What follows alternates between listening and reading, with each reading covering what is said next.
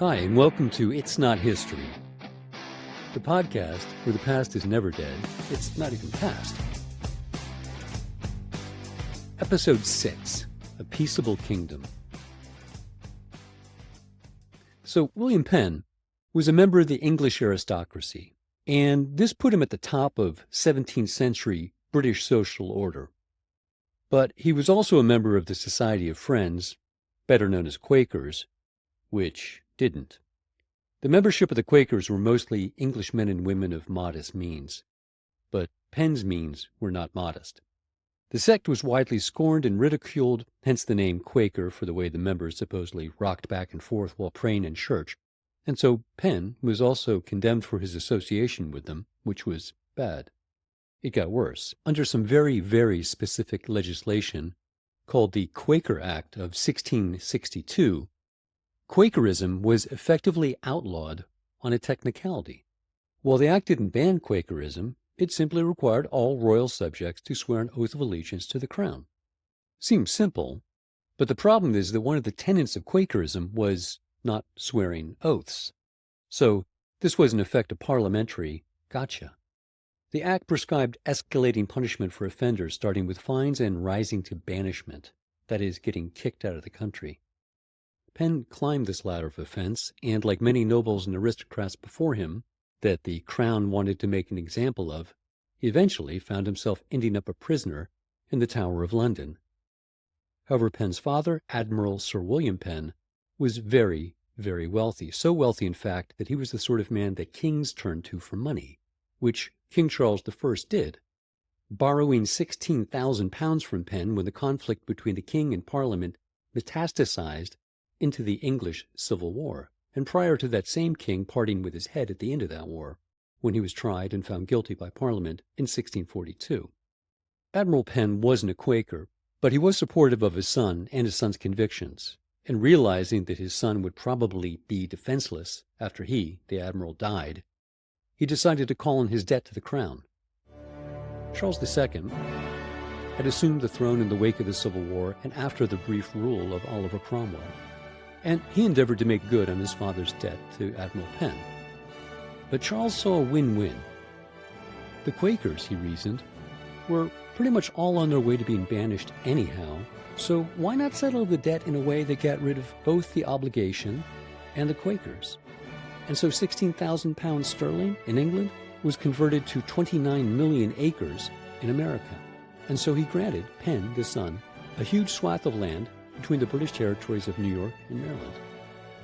The land grant was so huge, 45,000 square miles, over 29 million acres, that Penn became, with the stroke of a pen, the single largest landowner in the British Empire next to the king himself, possibly the largest non-monarchical landowner in the world. An immense amount of land, and all of it belonging to William Penn as the, quote, sole proprietor, as if he had just inherited the family store. All of it to inhabit and do with as he pleased, so long as he took all the Quakers with him, which at the time was barely 1% of the English population, so not a big deal. Quakers gone, debt gone, win-win.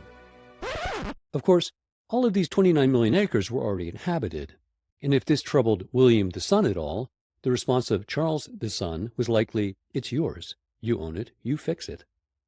And fix it Penn did, but not in the way that you would expect given the recent precedents that we just saw in Virginia, or in fact would have precedent anywhere. Penn was a devout Quaker, a man willing to suffer imprisonment in the Tower of London for his beliefs he firmly and closely held, not as a matter of political necessity, like many or even most of his church-going friends at the time. Hell, his religion didn't even have churches. They were simply called meetings. So, armed with these beliefs, he set out to create a settlement that would allow him and other Quakers to express and enact their beliefs in a new land, a land that would be, in his vision, be called a peaceable kingdom. This was a reference to Isaiah 11 in the Bible. Quote, "The Spirit of the Lord shall rest upon him, the Spirit of wisdom and understanding, the Spirit of counsel and might, and the Spirit and knowledge of fear of the Lord. He shall not judge by what his eyes see, or decide by what his eyes hear. But with righteousness he shall judge for the poor, and decide with equity for the oppressed of the earth." The wolf shall live with the lamb, the leopard shall lie down with the kid, the calf and the lion will feed together. So this was Penn's vision, a kingdom of God to be guided by Quaker principles of equanimity, equality, pacifism, and one that abandoned and abhorred hierarchies. The Quaker Church, or meetings as they were called and are still called, had no priests or ministers. Anyone could stand in the Quaker meeting and speak as the Spirit moved him. All were equal before God. This is what Penn set to create on the 45,000 square miles he had just been granted, but had never laid eyes on. What a rush it must have been.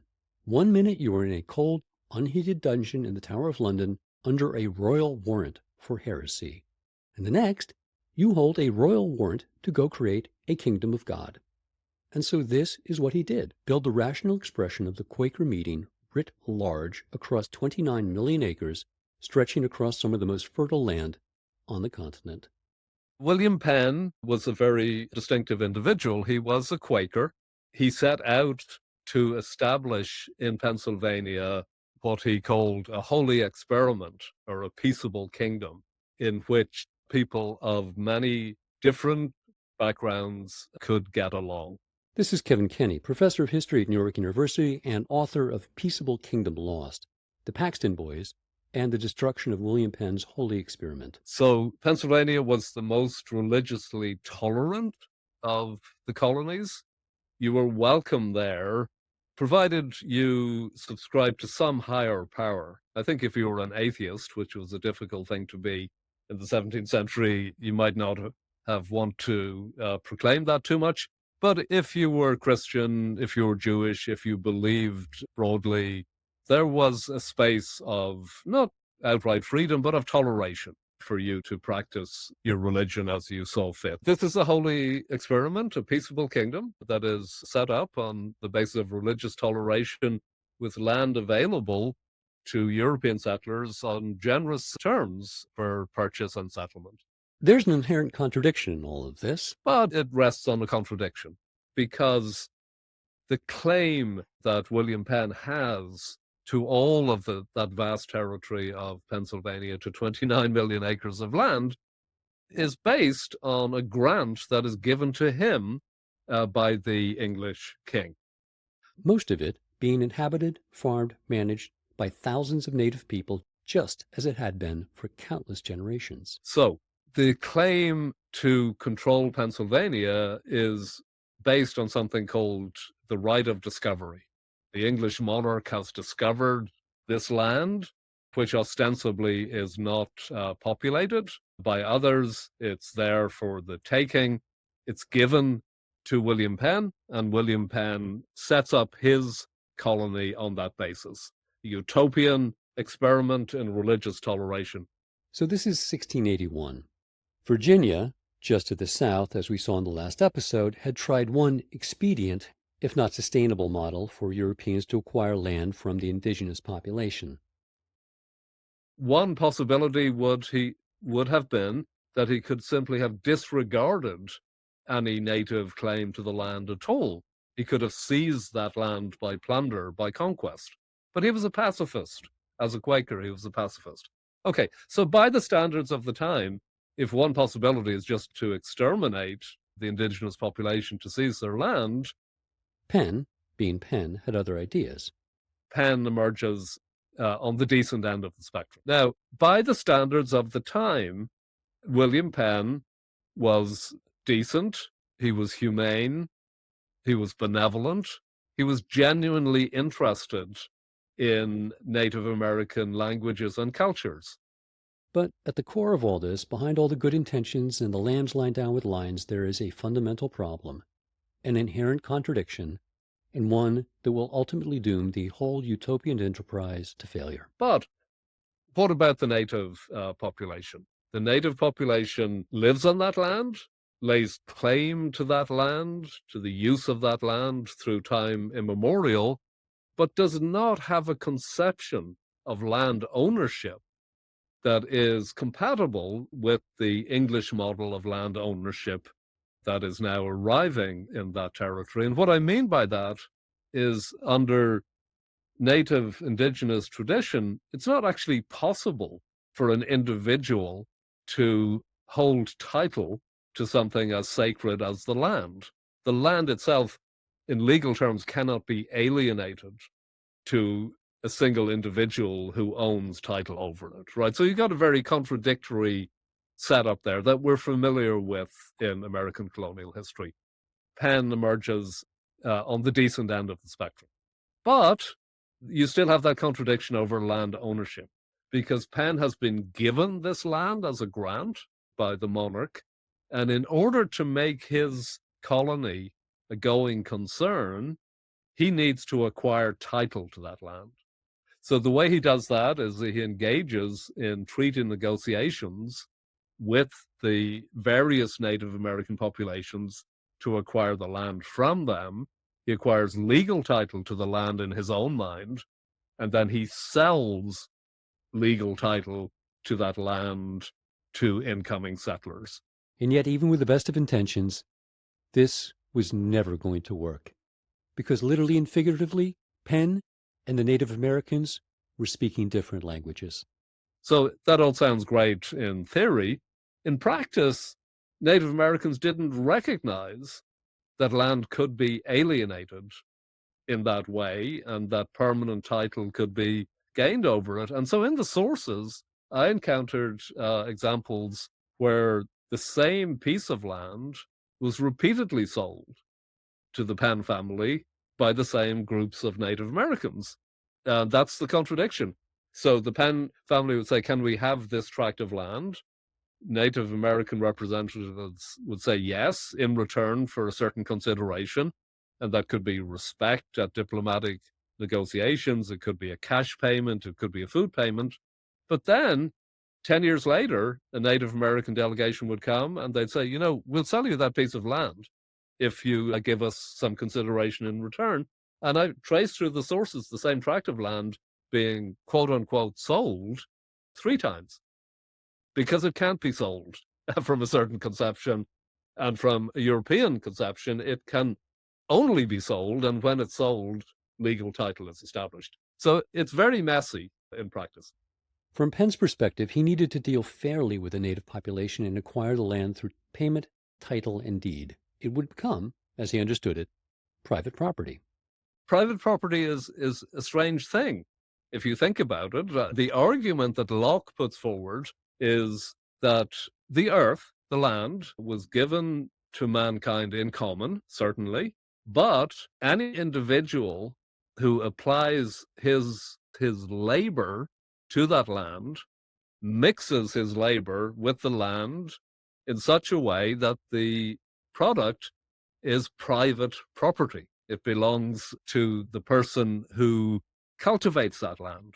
And so this is, of course, justified religiously as well, that God has not simply given us the land in common from which we can make private property, but he has obligated us to do that, to cultivate the land. And so the argument becomes, when English and Irish settlers come to Pennsylvania, that this land is lying idle, that it's wasteland, that it's not being put to the productive use that God has ordained. And then it becomes a religious obligation, not simply an opportunity, to subdue the land, to make it productive, and to directly produce private property from that act of cultivating the land, thus establishing ownership of the land. But none of these concepts were recognized by Native people as a way to relate to the land that they lived on.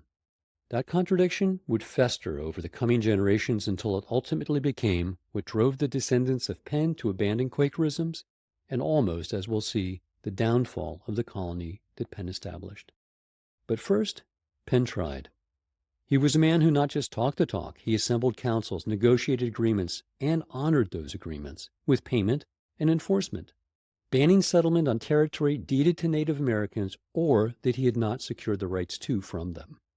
This culminated in April 1701 when tribal leaders from the Iroquois, Shawnee, and Susquehannock tribes met with Penn in the new capital of Philadelphia to forge an agreement. Penn negotiated with tribal members as equals and worked hard to maintain their respect and goodwill. In this agreement, everyone got something.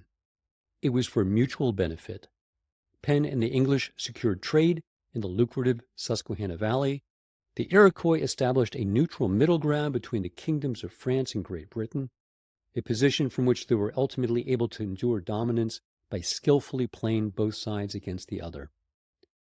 After Bacon's uprising and the wars with the combined forces of Maryland and Virginia, the remnants of the Susquehannock tribe migrated north, back to the shores of a tributary of the Susquehannock River called the Conestoga.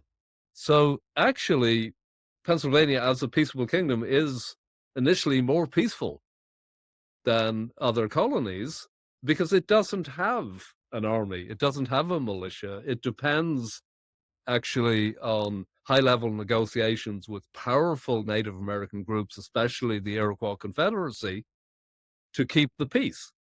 It needs to be said, however, as Kenny points out in his book, quote, treating Indians humanely was an essential part of Penn's vision. The spirit of Quaker tolerance did not yet extend to African slaves, of whom Penn acquired several. Penn tried as best he knew to deal fairly and equitably with the native people of Pennsylvania, because it was both the right thing to do as a Quaker and as the landlord and sole proprietor, good for business. Penn was a benevolent colonist, but a colonist nonetheless. To maximize the value of his newly acquired assets, he created a land office and staffed it with hired commissioners and property surveyors and accountants to manage all land sales in the state. Land in Pennsylvania would only be sold and purchased, and only the state could purchase land directly from the Indians. No settlement was allowed on land that had not yet legally been purchased by the government. Once purchased, the land was split up and sold to settlers and investors who soon began arriving. At first, English Quakers and persecuted religious groups from other countries, German-speaking Amish, Mennonite and Moravians, French Huguenots, and Scots-Irish Presbyterians. These groups tend to settle in layers as they came, and that distance, both geographical and cultural, would lay the seeds for the violence and upheaval that was still 60 years in the future when Penn, with the best of intentions, signed a treaty at Philadelphia guaranteeing equal rights and treatment for all Native and Europeans. In 1701, Penn left the colony for the last time, and his good intentions began to dissipate almost as soon as the mast of his ship disappeared down the reaches of the Delaware River. For Penn, this was a genuine social experiment to be funded by the sale of land, enhancing the ability of the, quote, proprietary government to maintain good order and government. For Penn, Peaceable Kingdom came first. Real estate was the means to the end. These good intentions didn't even survive a generation, because for his heirs, the new governors of Pennsylvania, the business of Pennsylvania was business. The rest was window dressing. So much so that they dropped any pretense, left the Quaker Church, and joined the establishment Anglican Church. How different the sons were from the father was made clear in 1737 in what is likely one of the largest real estate frauds in America and certainly the largest in the history of Pennsylvania. One that would be comical if the repercussions were not so absolutely deadly. In that year, Thomas Penn, who was one of the 17 children of the founder of Pennsylvania and the governor at the time, negotiated with the Lenni Lenape tribe to purchase land in the area northwest of the city of Philadelphia. To establish the boundaries of this property, Penn suggested a, quote, walking purchase. A walking purchase was a well-understood Native American practice that established an area of land. It was the area that could be encircled by a man walking in a day. Thomas Penn, however, thinking himself clever, decided to game the system. Thomas Penn and his brother, one of the, again, most notorious incidents in Native American history takes place, and that is the walking purchase. So, again, land is still nominally being purchased from the native population through treaty negotiations that are very important on both sides. But the agreement here is that Pennsylvania will purchase from the Delaware Indians as much land as a man can walk around in one day. In the walking purchase, the Penn family send in 3 runners who speed run the boundaries. So instead of one man, which is what the Indians expected, they hired a team of men. Instead of walking, they ran a relay. Instead of the expected few hundred acres, they end up taking a chunk of land the size of Rhode Island. Right, so that's the sordid level to which the Peaceable Kingdom has already descended over the land question. Ultimately, the Penn's cleverness backfired. Not only was this widely seen as theft by all native people, poisoning relations permanently, it was also a huge strategic blunder, because the Lenni Lenape would be back with their new European allies, the French, and they would not forget. Now, when the French and the English go to war, the Delaware Indians and the Shawnee Indians, using the terminology of the time, join that conflict on the French side. This one incident set a precedent for relationships with tribal groups going forward. There would be no mutual benefit as outlined in the treaty. All benefit going forward, it would be clear, would accrue to the Penns and their associates. One of the things that Penn the father did for natives in Pennsylvania before he set off to England for the last time was to grant 500 acres of land, a homeland of sorts, for the remnants of the Susquehannock. The remnants of this once mighty tribe that had only a few generations before inspired such awe in John Smith were now depleted to a few hundred survivors. Forced out of Maryland after the Bacon affair, they settled by the Conestoga Creek off the main course of the Susquehanna in the heart of their ancestral homeland. This grant established this territory as belonging to the people of Conestoga in perpetuity. While it seems kind of offensive to us today that Penn would magnanimously grant land to the Susquehannock that had, up until a generation ago, been their land for millennia, but we have to remember the contradictory concept of property at work, and that in his time, he was trying to do the right thing as best he knew, compared to how the territory to the south was practicing native relations. This was as benevolent as was to be found on the continent. This area now became known as Conestoga Town. Shortly after this, English colonists founded a town to the northeast, which they named Lancaster. And Lancaster soon became the largest inland settlement in English-speaking North America. It was also the furthest inland, a jumping-off point for traders and settlers headed west, and a nexus for the German-speaking communities that sprang up around it. And in a similar way, Conestoga Town became a node on a network of native movement and migration along the river highway that was the Susquehanna, linking the Iroquois Nation to the north and the Creek, Cherokee, and Algonquin to the south. And so the proximity of these two network nodes, one serving European settlers and the other serving Native Americans, meant that this space, newly formed Lancaster and Conestoga Town, became a sort of safe middle ground where these two cultures could meet, trade, and negotiate peacefully, for a time, in a peaceable kingdom. Next week, we'll try to answer the question of how it was that a people supposedly diminished and dispersed in a time of anarchy somehow managed to reshape politics and power among both the settler and native nations in the American mid-Atlantic. The time of anarchy is the pivotal year of 1671, and the people are, of course, the Susquehannock.